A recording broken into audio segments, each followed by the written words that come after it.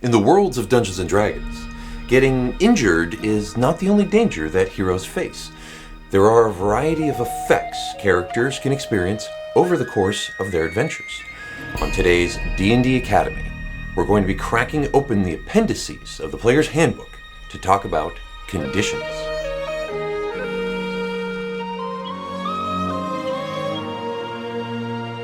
Welcome back to D&D Academy. My name is Paul, and I'm the Dungeon Master here at House of Crit. Conditions alter a creature's capabilities in a variety of ways, and can arise as a result of a spell, a class feature, a monster's attack, or some other effect.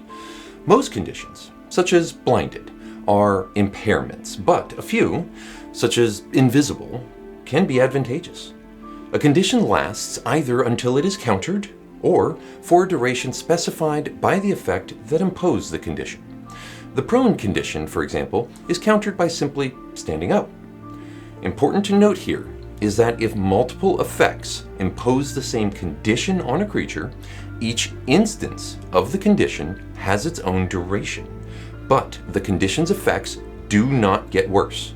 A creature either has a condition or doesn't. Appendix A of the player's handbook, found on page 290, has the full list of the 15 conditions found in the game.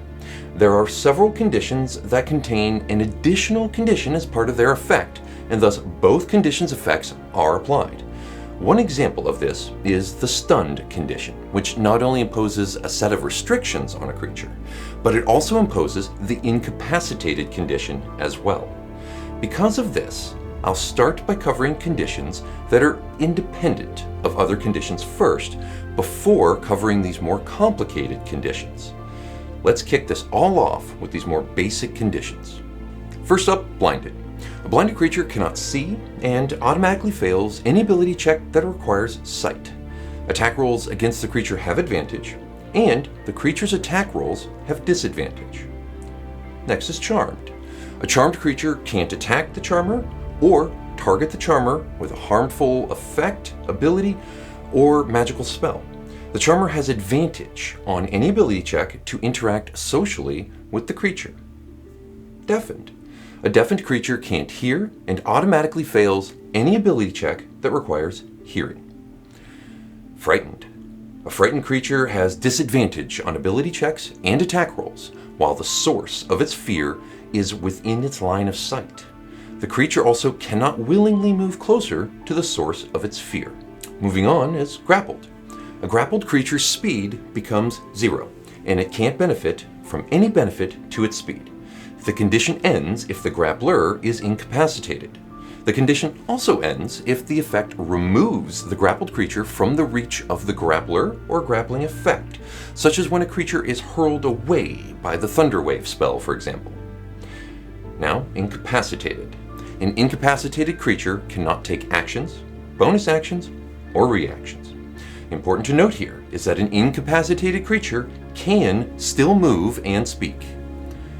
Invisible. An invisible creature is impossible to see without the aid of magic or a special sense. For the purpose of hiding, the creature is heavily obscured.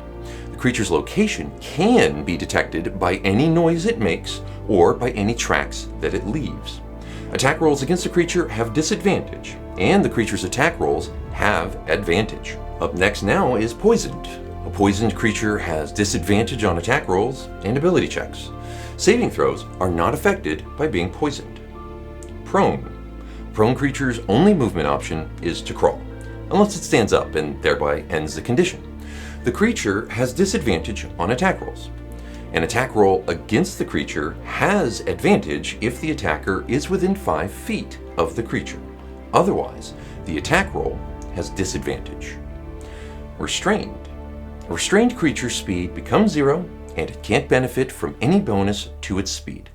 Attack rolls against the creature have advantage, and the creature's attack rolls have disadvantage.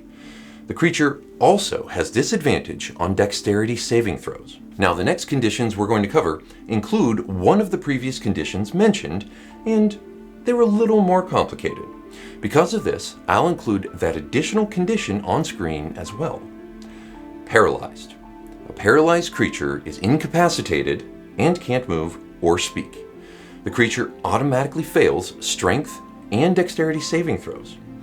Attack rolls against the creature have advantage. Any attack that hits the creature is a critical hit if the attacker is within 5 feet of the creature. Petrified. A petrified creature is transformed, along with any non-magical object it is wearing or carrying, into a solid inanimate substance, typically stone. Its weight increases by a factor of 10 and it ceases aging. The creature is incapacitated, can't move or speak, and is unaware of its surroundings. Attack rolls against the creature have advantage. The creature automatically fails strength and dexterity saving throws. The creature, however, has resistance to all damage.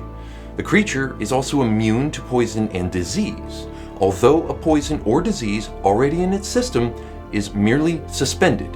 Next up, stunned. A stunned creature is incapacitated, can't move, and can speak only falteringly. The creature automatically fails strength and dexterity saving throws. Attack rolls against the creature do have advantage. And unconscious. An unconscious creature is incapacitated, can't move or speak, and is unaware of its surroundings. The creature drops whatever it is holding and falls prone. The creature automatically fails strength and dexterity saving throws. Attack rolls against the creature have advantage.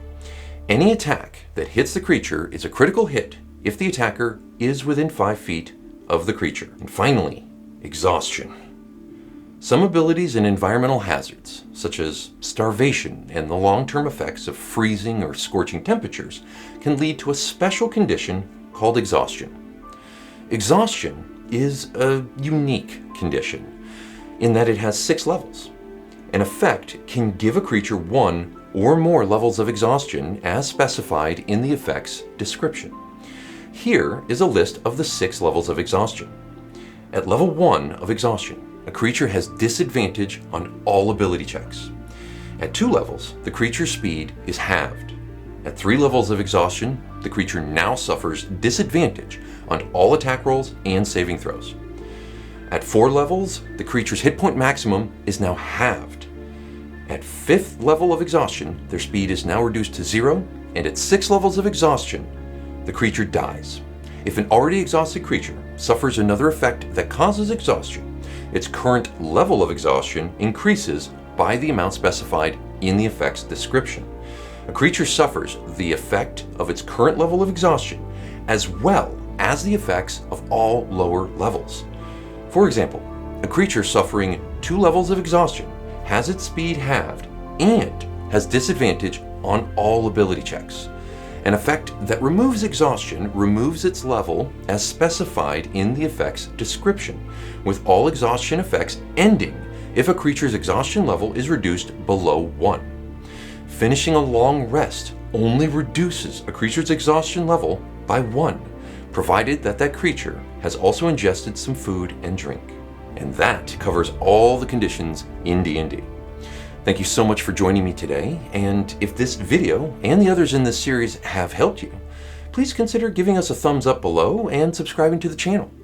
If there are any future topics that you'd like for us to cover, or just want to let us know how we're doing, please drop us a comment down below. We read every single one of them and appreciate every bit of feedback that we get. I'll be back next week with our next D&D Academy video, so I'll see you all here soon.